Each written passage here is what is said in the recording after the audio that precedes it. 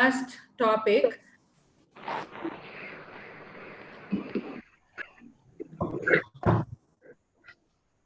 So what I'm going to do is kind of introduce you to concepts of adjuvant and neoadjuvant chemotherapy and give a bigger picture of how we make decisions for patients in breast cancer.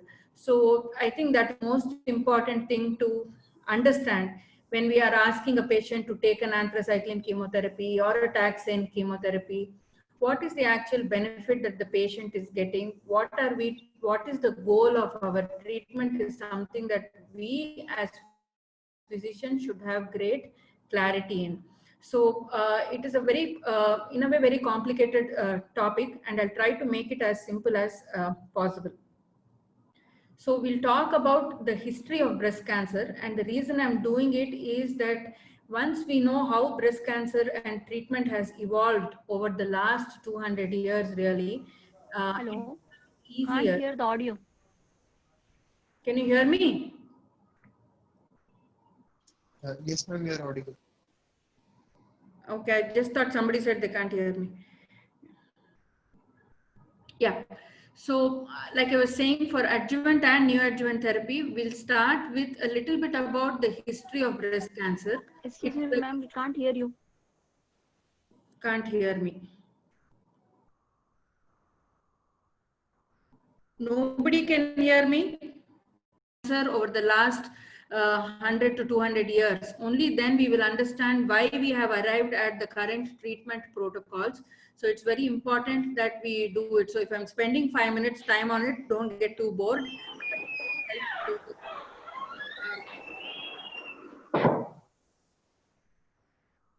What we do is we understand how the adjuvant therapy was developed.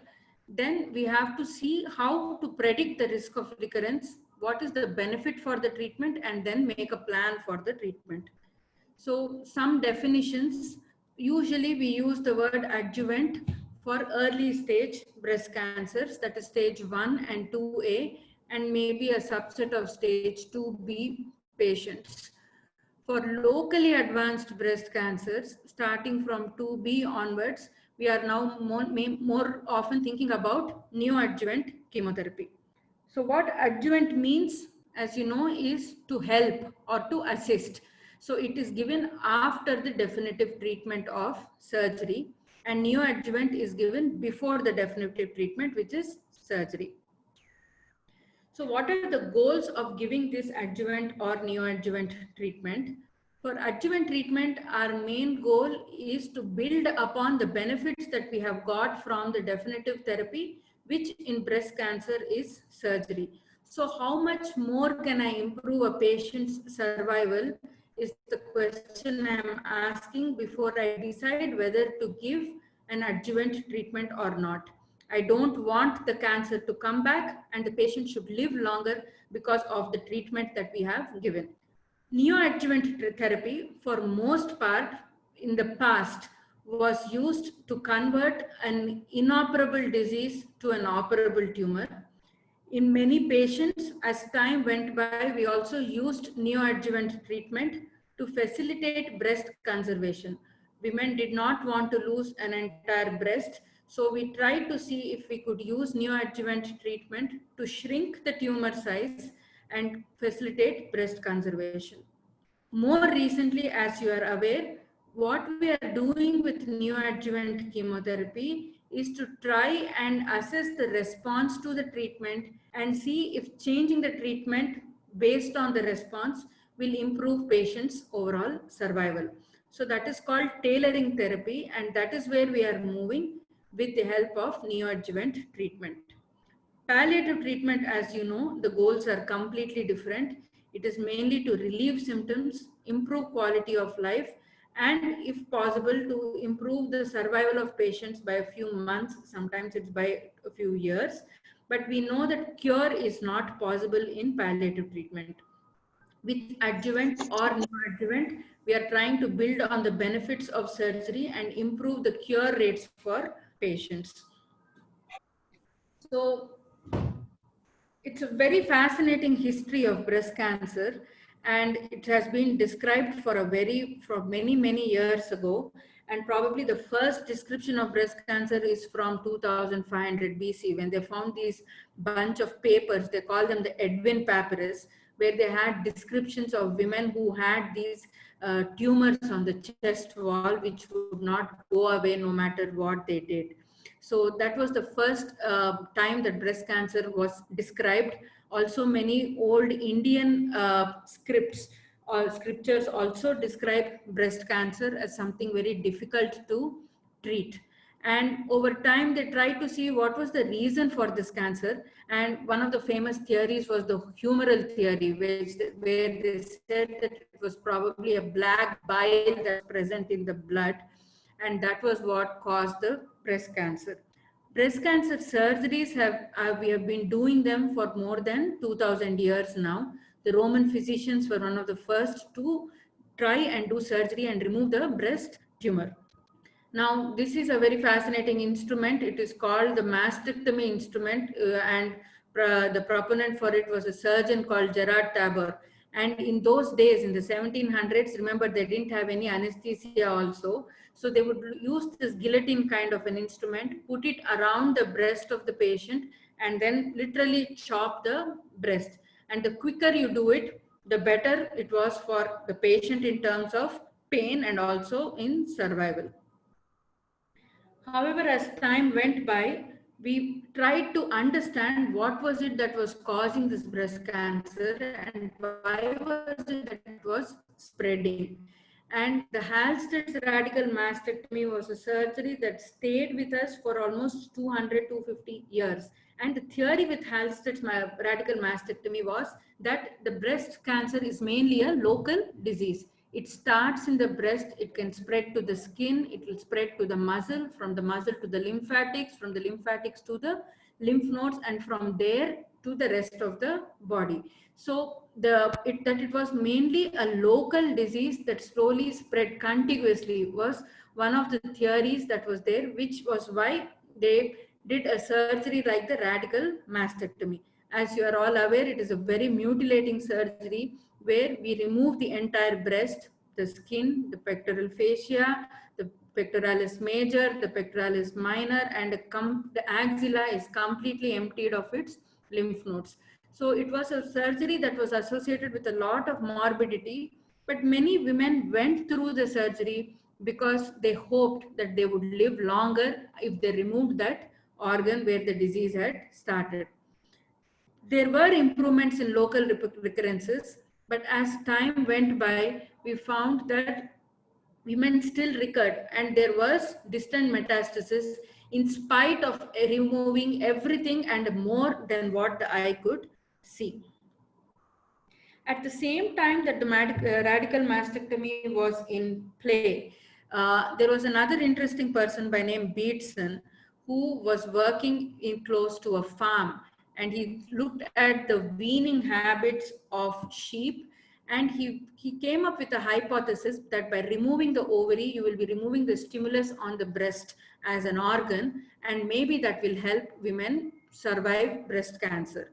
So he, just looking at sheep, he came up with this theory and did oophorectomy for 3 patients with breast cancer, one of whom was a long-term survival. So he is called the father of endocrine ablation, and that is when we also started trying to do hormonal manipulation, especially for women with advanced breast cancers. But as time went by, it became more and more clear that breast cancer was not something that was being locally spread, and that mastectomy was not an answer. This mutilating surgery was not an answer. In the 1800s, the late 1800s, as you know, anesthesia was, we knew how we had good anesthetic agents, so we could do better surgeries for patients. That was one thing. Radiation was discovered in the 1900s. Then we had better antiseptic techniques. So Jeffrey Keynes was one of the surgeons who was the first one to question the Halstead's modified radical mastectomy, and said maybe we could just get away with removing the tumor. People made so much fun of him that they gave it It was almost like a bad name in those days, and they called it a lumpectomy, that this is a doctor who just removes the lump and gives radiation. But there was a, but what surgeons were seeing and what many people knew from their experience was that this breast cancer did not get better just by removing the entire breast. But for many, many years, till the 1950s, 1960s, that remained the treatment of choice. Dr. Bernard Fisher, most of you would be aware of him, and he was the chairman of the NSABP for a very long time. And one of his quotes was that no clinical therapy should be determined by emotion or conviction. The determinant should be the scientific method. We have to prove that radical mastectomy is the best way to save a patient's life. So very elegantly, he said that the treatment of breast cancer was based on science rather than on anatomic and mechanistic principles. So he studied the breast cancer cell in the lab and said that this was not something that was locally spreading, but there was metastasis through, it was a hematogenous spread of the disease.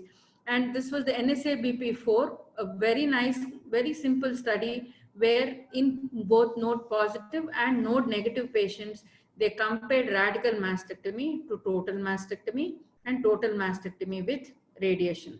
So we didn't want to remove the pectoralis muscle. We didn't want to completely empty the axilla of all its contents. And as expected by Dr. Bernard Fisher, but not by most of the surgical community, there was no difference in distant recurrence in these patients. No matter how radical your surgery was, if you had a recurrence, you had a recurrence. The NSABP 06 built upon that trial, and here the question was, can we now do away with mastectomy and just have lumpectomy for the patients? And even here, patients who had lumpectomy, radiation, lumpectomy and total mastectomy. These were the three arms, and you can see they are very close to each other. So the total mastectomy and lumpectomy with radiation, the distant disease-free survival and overall survival did not change much. There was a difference definitely in the local recurrences, and therefore lumpectomy plus radiation became a standard of care after the NSABP 06. It took a long time to convince surgeons to move from a mastectomy to a lumpectomy. Now, at the same time, people were also treating Hodgkin lymphoma with now multi-agent chemotherapy. Chemotherapy was being used for patients with metastatic breast cancer. So logically, the question was asked, can we do something in metastatic, can we use something in the primary breast cancer and build upon the responses that we have from surgery? And this was one of the first randomized studies that was done in patients for adjuvant treatment in breast cancer, where they looked at 108 patients and gave them only L-phenylalanine mustard, and the other 100 patients were managed just surgically. And here there was clearly a difference in respect to disease-free interval, mainly in the premenopausal group. There were lesser treatment failures, and patients also seemed to live longer. So this was something that challenged the question of doing only surgery and said maybe we should be adding chemotherapy also. At the same time, another study was published in New England Journal. This looked at CMF as a chemotherapy. This was an Italian surgery study, interestingly funded by the NSABP, but nobody in US would enroll the patients onto the study. So they had to do it in Italy. Dr. Bonadonna was the surgeon, Dr. Veronesi was the medical oncologist.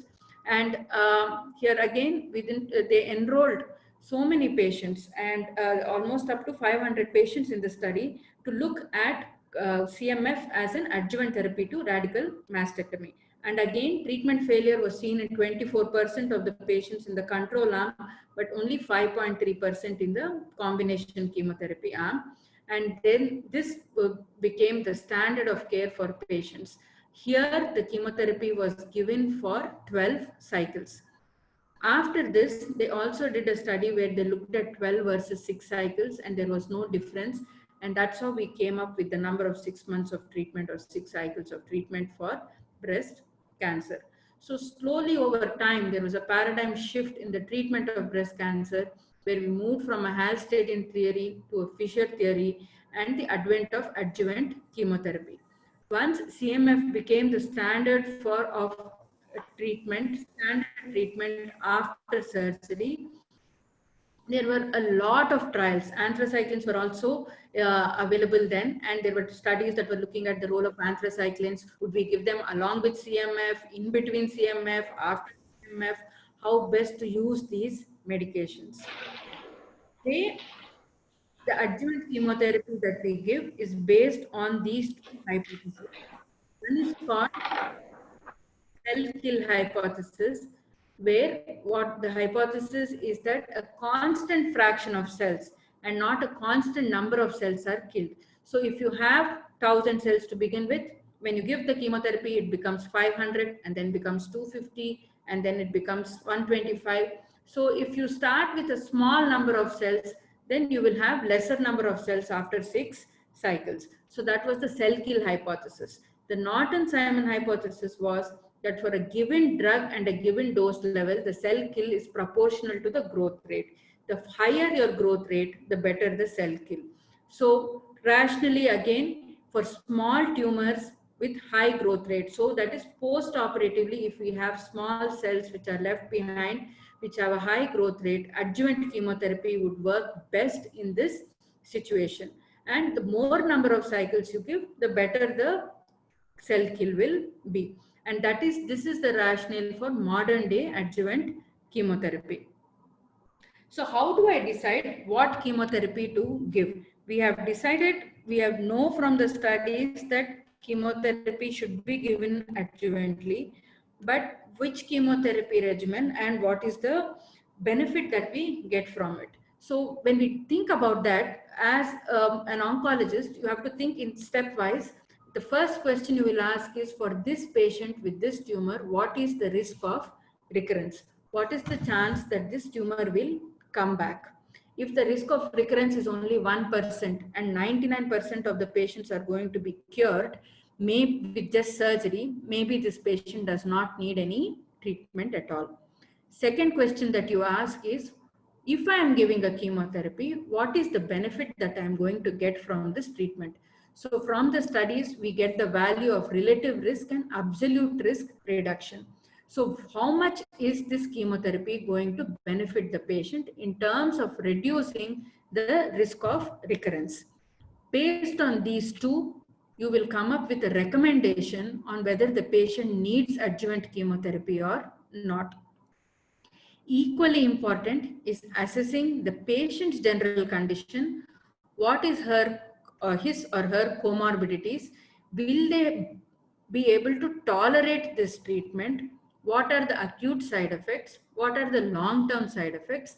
And then based on this, there has to be a discussion with the patient, and then there is what we nowadays call shared decision making. So for the same improvement in survival and decrease in risk of recurrence, one patient might find it worthwhile taking treatment. The other patient might say, I don't want any treatment. So our job is to articulate very clearly and understand what is the risk of recurrence and tell our patients what is the exact benefit that we think they will get from a particular treatment, and whether we think they are going to tolerate the treatment or not in a reasonably well fashion.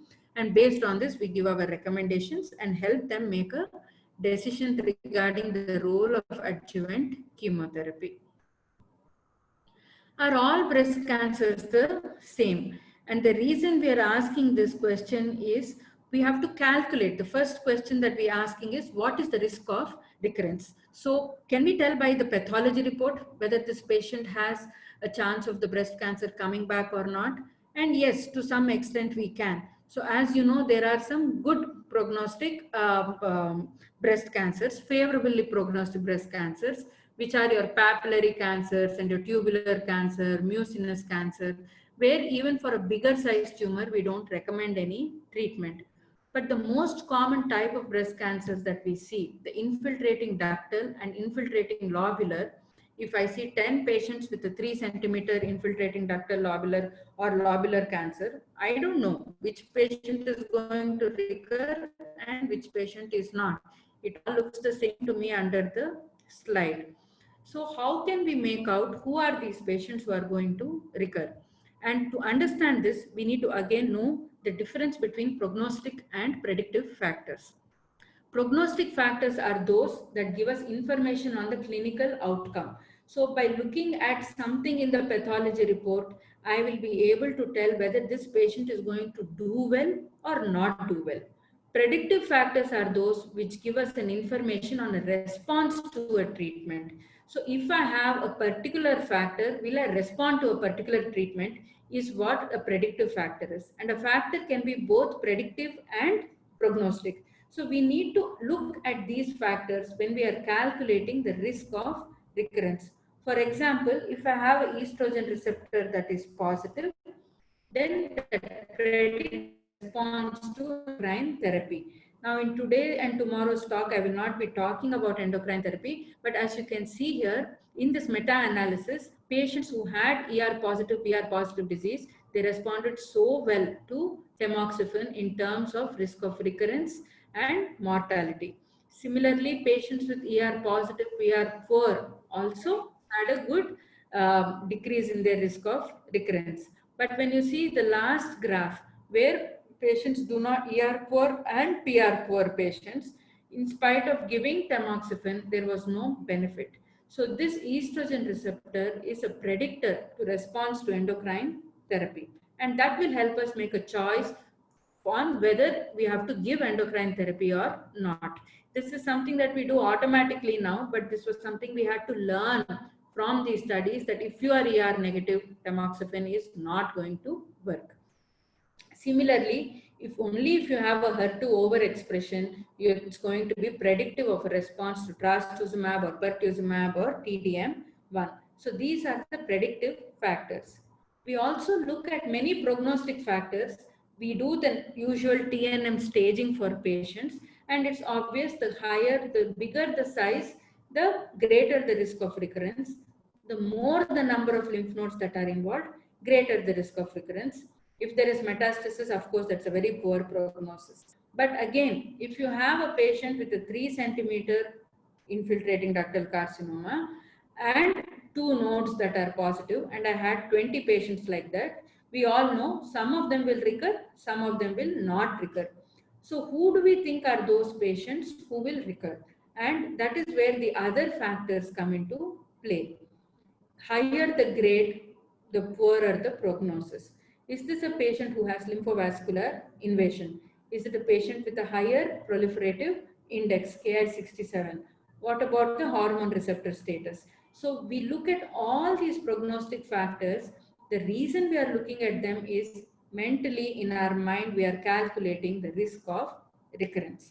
Many times, when we even do all this, we are still not correct in predicting that risk of recurrence. Can we get better at it? And that is where gene expression profiling is something that was done to study the gene expression of all these tumors. See, can I predict who are the poor prognosis and who are the better prognosis patients? So based on this, we came up with 4 subtypes. So we now moved from a morphological classification of breast cancer where we are saying infiltrating ductal, lobular, to saying can we prognosticate patients based on their subtypes. And we have the 4 subtypes that are luminal A, B, HER2 enriched, and basal-like. So when we do look at a pathology report nowadays, we are categorizing patients into one of these 4 groups. Now, A, B, HER2 enriched and basal-like are the terms that came based on the gene expression profiling. But we don't routinely do gene expression profiling for patients. So we look for surrogates. Is there anything that I can look at in my report to know whether this patient is a luminal A patient or not? And the surrogate for luminal A is patients who are ER/PR positive, HER2 negative, and Ki67 less than 14%. For luminal B is ER/PR positive tumors, HER2 negative with a high proliferative index. Or luminal B can also be HER2 positive patients. So there is an agreement of very high agreement for luminal A, B patients based on just IHC of ER, PR, HER2 and Ki67. There is the other group called HER2 enriched, many of who are HER2 positive, but we can have HER2 negative patients also who are HER2 enriched. That doesn't change our treatment management so much now. But HER2 positive are called the non-luminal HER2 overexpressed patients.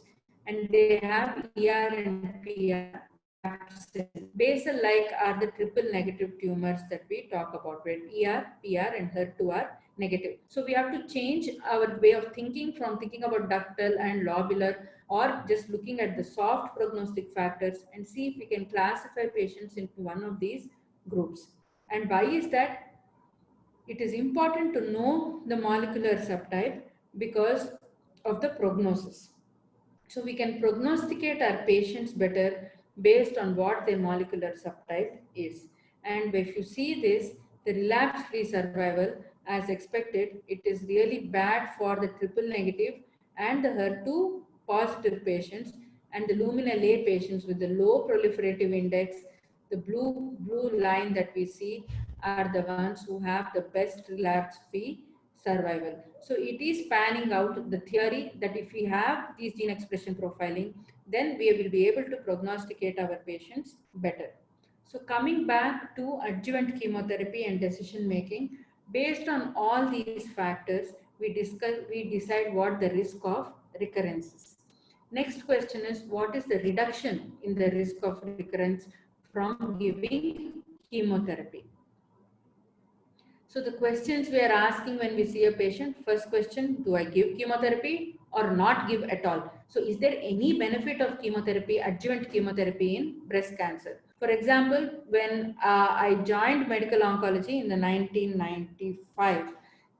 2005, there was no role of adjuvant chemotherapy in gastric cancer because none of the trials showed any benefit in n number of meta-analysis did not show any benefit from adjuvant chemotherapy in gastric cancer. So for many, many years, we did not give any adjuvant treatment in gastric cancer. But now, as you know, it has become the standard of care to give adjuvant chemotherapy plus or minus RT for gastric cancer. What is the data? Is there any data that chemotherapy really helps breast cancer? Anthracyclines or no anthracyclines? If I am giving, what dose of anthracycline, what type of anthracycline, what is the advantage of adding taxanes to adjuvant chemotherapy? So we need to answer these questions before we give our recommendation. So there are so many trials. There must be at least 7,000 to 8,000 trials of adjuvant treatment in breast cancer. How do we go through all the data and decide about these very important questions that we are asking for our patients? And one of the things that we rely on mainly is the Early Breast Cancer Trialist Collaborative Group. It's called the EBCTCG.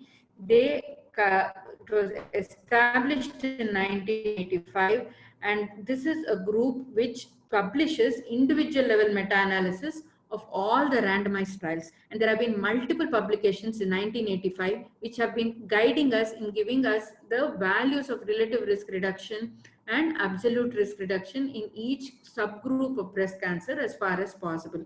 So the last chemotherapy publication was in 2012. There was one more in 2019 actually. And their last radiation publication was in 2014. So one of the first conclusions that we came to with the EBCTCG meta-analysis, this was the first publication, was that you give any chemotherapy and your risk, the reduction in your annual odds of death is by 14%. The reduction, the benefit is seen more in premenopausal compared to postmenopausal women. Compared to monochemotherapy, polychemotherapy seemed to have better benefit. And CMF was at that time, that was the regimen that was being studied the most. CMF polychemotherapy, there was a 23% reduction in the annual odds of death by taking CMF chemotherapy. The question we had asked then, do we really need 12 months of chemotherapy? And the EBC-TCG meta-analysis showed that prolonged chemotherapy did not really have any further benefit, and that 6 cycles was enough. And any kind of hormonal therapy, there was about a 16% improvement in the annual odds of death. So the first meta-analysis that came by established the role of adjuvant chemotherapy and polychemotherapy for patients with breast cancer, both in premenopausal and postmenopausal.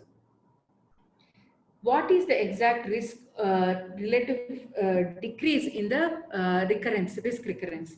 And this is the one that was published later in 1995, where they looked at anthracycline versus CMF, and multiple trials were done here.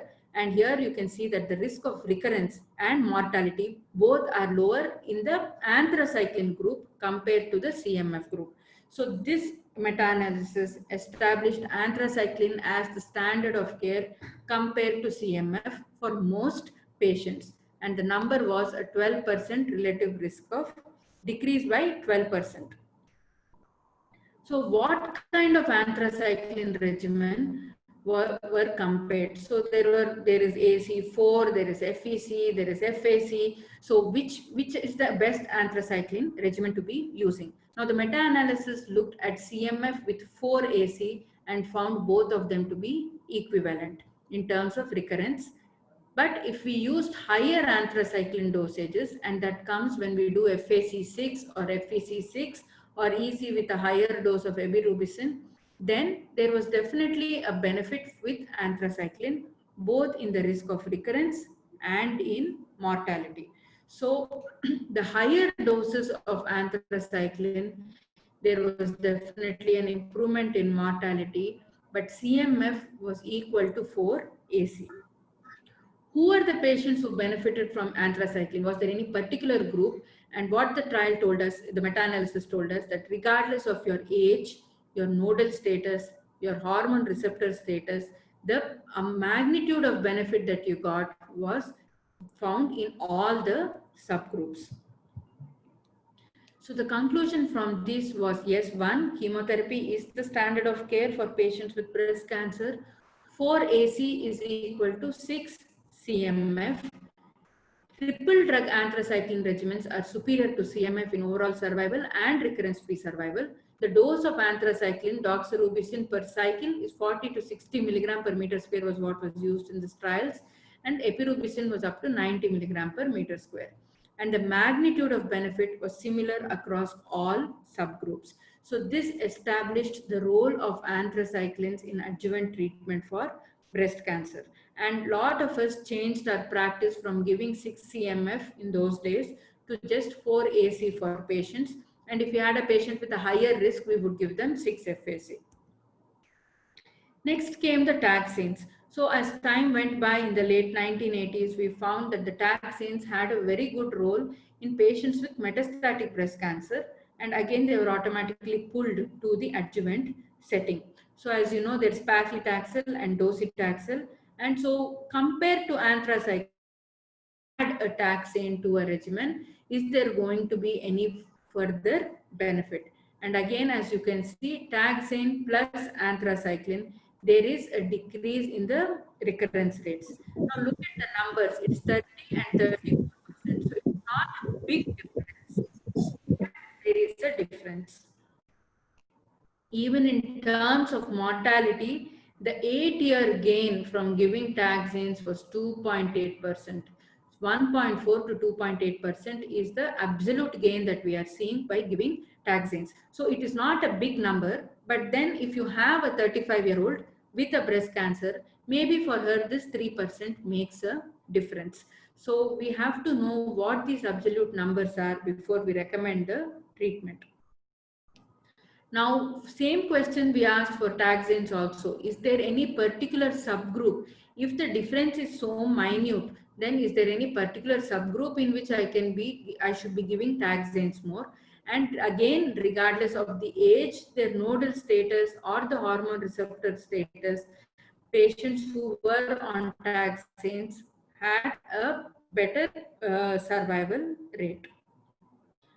Now, do we give taxanes together with anthracycline or after anthracycline? So TAC was again a regimen which was very common in the 2000s, early 2005 to 2010, where we thought that if we gave all of it together, then patients will really get better. And this again is the meta-analysis which was published in the breast. And this showed that sequential regimens are actually better than concurrent regimens. So for many years, we gave, actually 3 years there, we all gave TAC only to find out later on that it was actually worse than giving AC followed by a taxane. The next question asked was, which taxane is better and what is the best way of delivering the taxane? Do we give paclitaxel every 3 weeks? Do I give paclitaxel weekly? Do I give docetaxel every 3 weeks? Docetaxel weekly? Which regimen of the paclitaxel is better? Now, when you give taxanes in this manner, when you give it in the weekly, the total dose is higher, and that is something that has to be noted. And maybe that is why weekly regimens could be better than the 3 weekly regimens. So this was again a study that we should all know, the CLGB study, where they are following 4 cycles of AC. Patients received one of these 4 taxane containing regimens. And what did we find out? We found out that patients who took weekly paclitaxel did the best in terms of disease-free survival, and docetaxel every 3 weeks came very close to it. So either docetaxel 3 weeks or weekly paclitaxel seemed to be better than the other 2 regimens, of which the maximum most benefit seemed to come from weekly paclitaxel. Similarly, in overall survival rate also, weekly paclitaxel regimens seem to be the best regimen and the best way of delivering taxanes. So with this, we changed our treatment practice from giving TAC kind of regimens to a sequential regimen where we gave AC followed by a taxane, and this study established that weekly taxane is probably the best way. Paclitaxel is probably the best way to go, and docetaxel every 3 weeks comes a close second.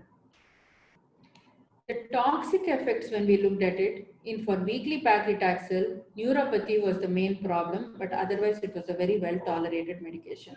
So when compared to docetaxel, many of us preferred to give weekly paclitaxel because in patients just breezed through the treatment, barring the neuropathy. Meanwhile, with docetaxel, we had to grapple with the nausea, the neutropenia, stomatitis, severe fatigue, fluid retention. So between the two, the preference was always to go for weekly paclitaxel. More recently, there was a 10-year follow-up of this study, which still maintained that the weekly paclitaxel was better, but the magnitude of benefit was not as much as we thought it was.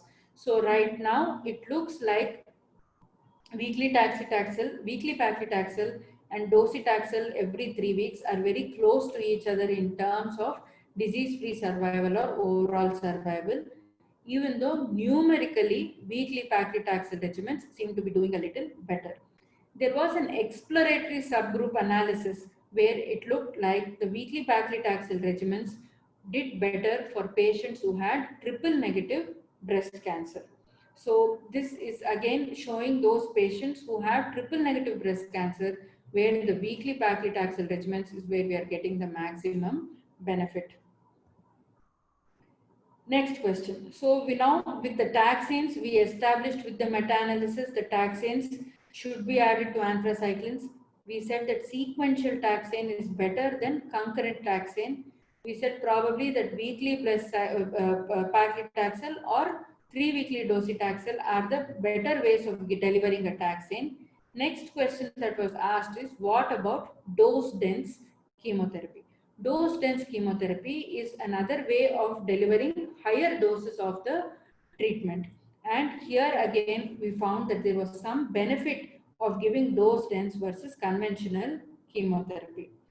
So there are multiple taxane regimens, and again the numbers that we have to be looking at. What is the risk reduction if we see in progression-free survival? It is anywhere from 15 to 25%. But the overall survival also, the relative risk reduction is around 25%.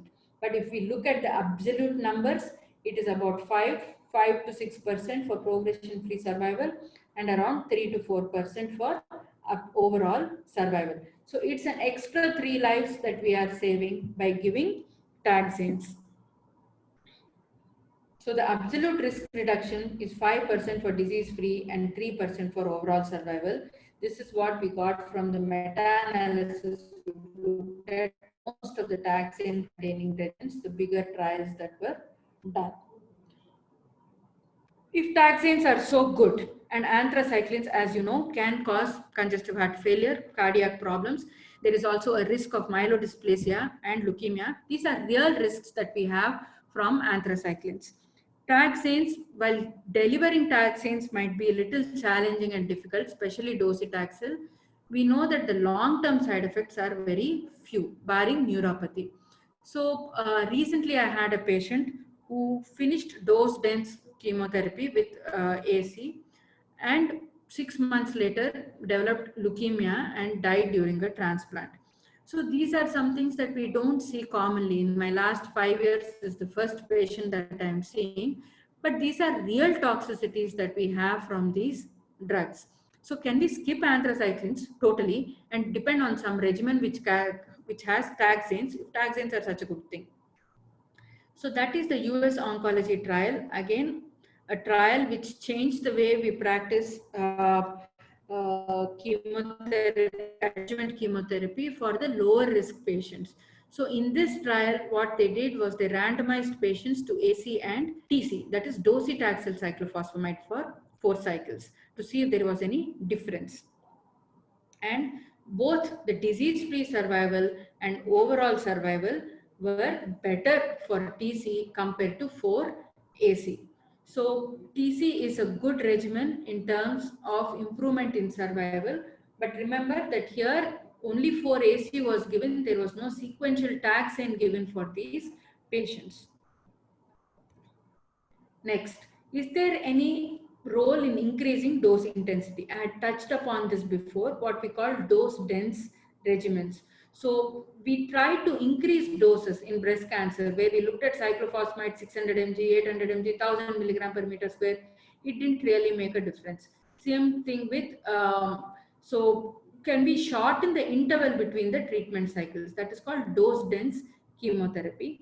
Or can we give the drugs in sequence, the sequential scheduling, where we are giving weekly every week, so that in the end we have higher doses of chemotherapy, which is what I showed with the CALGB trial, where when you give weekly paclitaxel, your cumulative dose of paclitaxel is much more than when you combine, than when you give it Q3 weeks. So by shortening the interval between treatment cycles or using a drug in sequence, will we get a better response?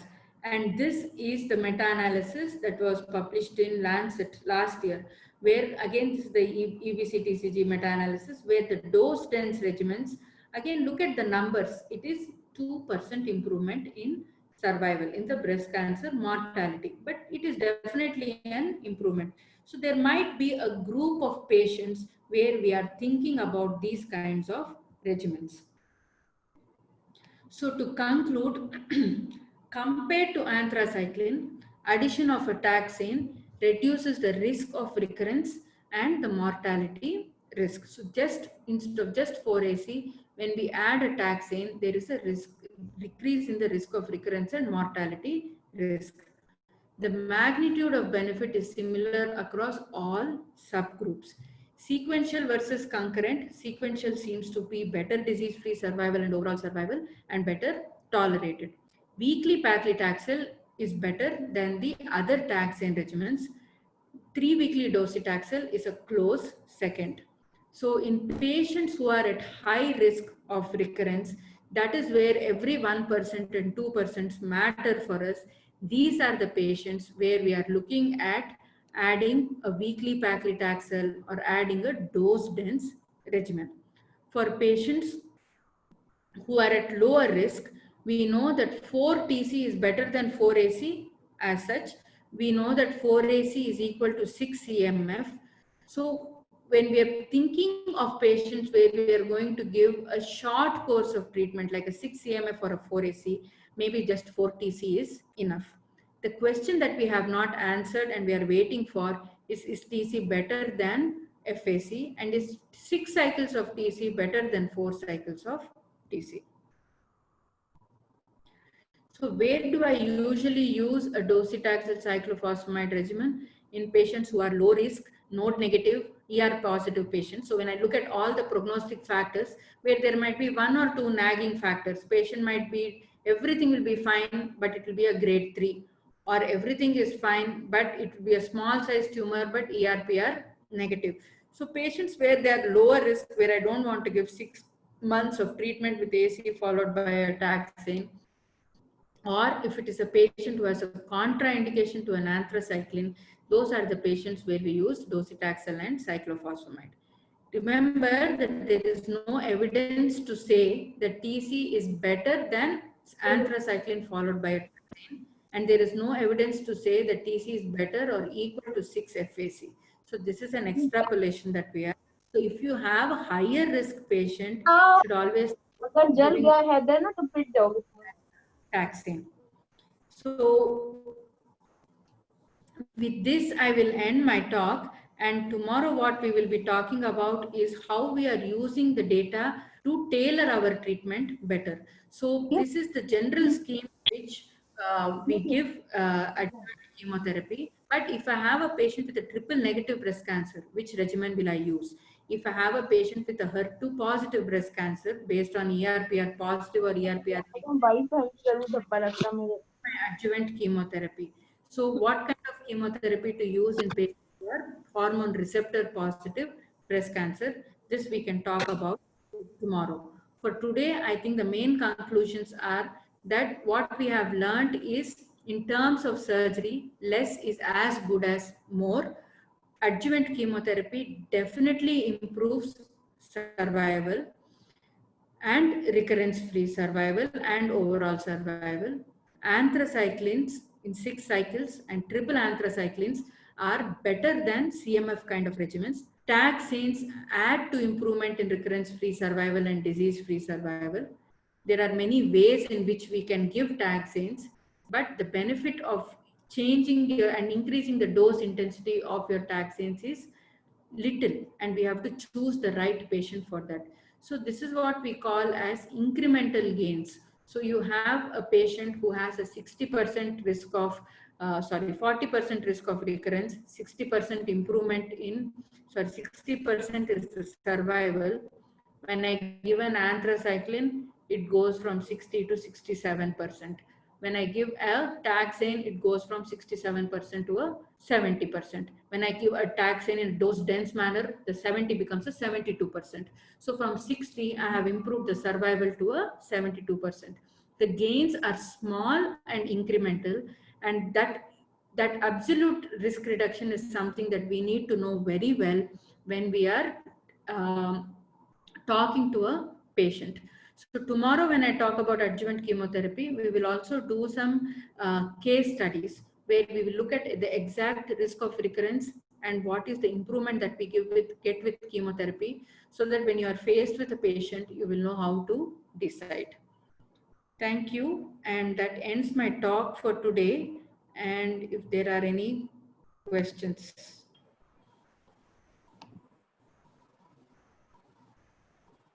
Thank you so much, ma'am.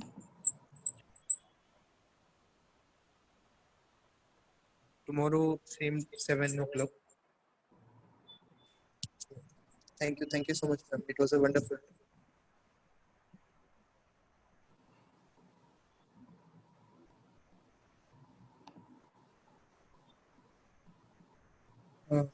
If ma'am, there are questions, you can take.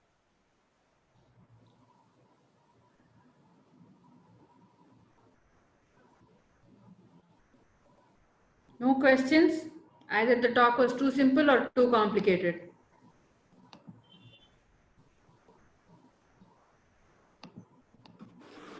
Ma'am, it was very clear. Thank you so much.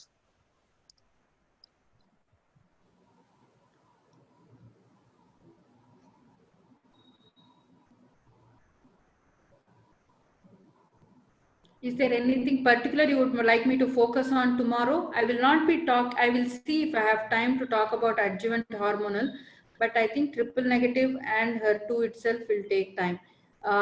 Just let me know if this is too much detail or too little detail.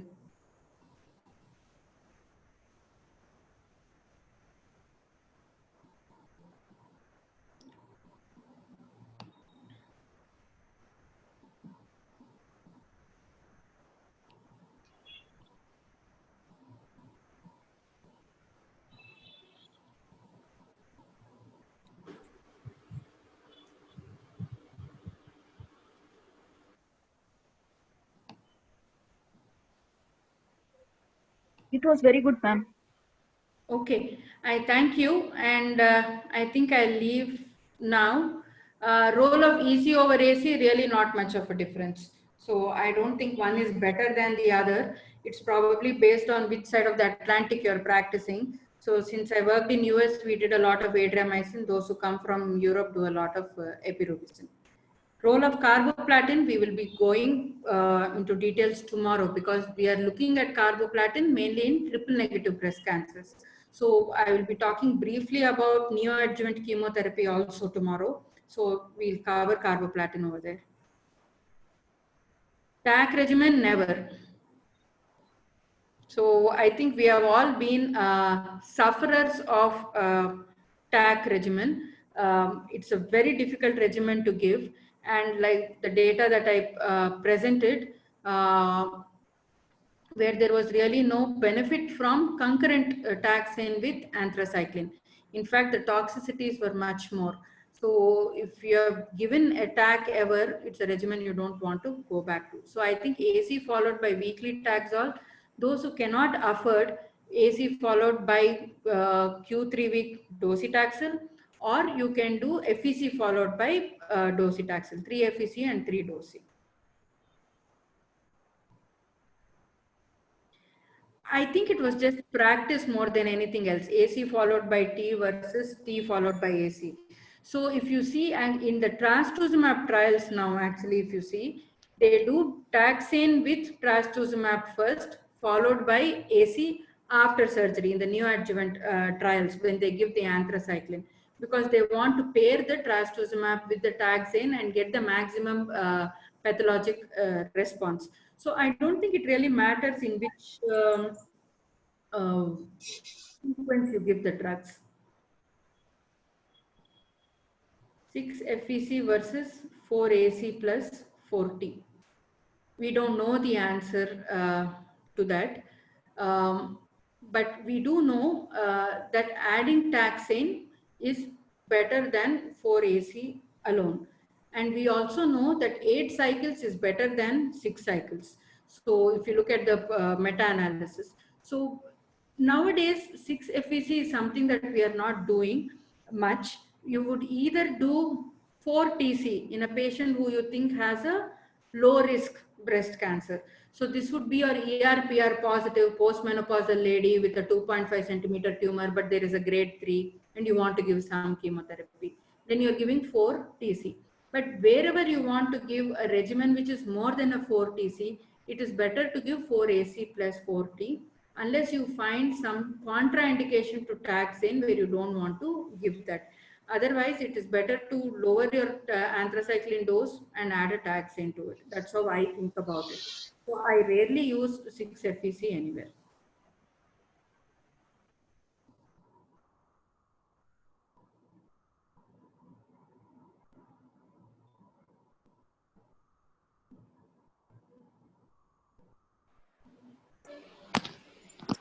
Hello, hello, ma'am. Good evening, ma'am. Ma'am, what is the difference between HER2 gene amplification and HER2 overexpression? Is there really a different, or does it matter gene amplification and overexpression? So I will be talking about that tomorrow, Dr. Bharat. So please come to my class. Definitely, ma'am. Ma'am, one more thing. What is the difference between HER2? There is an amplification, and we give trastuzumab in both.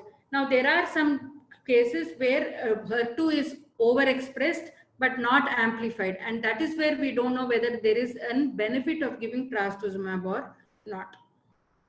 Okay, ma'am. Ma'am, I also want to know, is there any difference between HER2 expression in stomach cancer and breast cancer? We do HER2 in stomach cancer also, ma'am. Is it We different do have between two? expression in stomach cancer also, and so these are what we call driver mutations. There is something where that protein is driving proliferation and cell growth in tumors, right? So there are many tumors where we see HER2 overexpression, but it might not be the driving force for proliferation. So we see an improvement in survival, and that's what the TOGA study showed for gastric cancer when we added HER2. But it is nowhere like the improvements that we are seeing for patients with breast cancer. So it seems to be a bigger driver of the breast tumor compared to a gastric tumor, or even lung tumors for that matter, or colon. Even in colon, single agent trastuzumab, we have not found any benefit, even though there are HER2 overexpression. So it seems that even though there is an overexpression in multiple tumors, the benefit that we are getting from the magnitude of benefit is different in different malignancies. So HER2, while it is overexpressed, it is not, how do I put it, tumor agnostic. So we still have to look at the background, what tumor it is that we are treating, and the data to see if there is any benefit or not. In a metastatic setting, sometimes my hands are tied, I have nothing else to do, and if I find when we are sending for these next gen sequencing and we find a HER2 mutation, ERB2 mutation that is positive, then that is where the amplification is, then we are giving patients, sometimes they respond, sometimes they don't respond. Does that answer your question? Okay. Yes, ma'am. Thank you. And also in gastric cancer, the current recommendation is that, say a patient you have given FOLFOX with trastuzumab, and then you have a disease progression, more than 60% of the patients actually lose their HER2 positivity.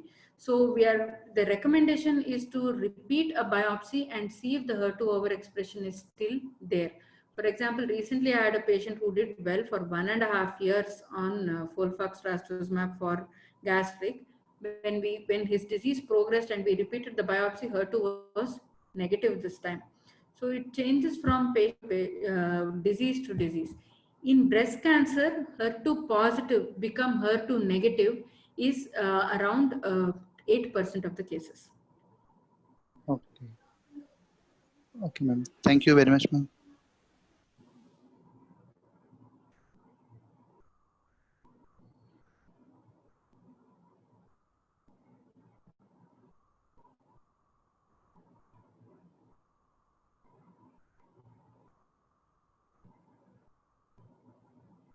Okay, so I'll see all of you tomorrow. Thank you very much. Bye.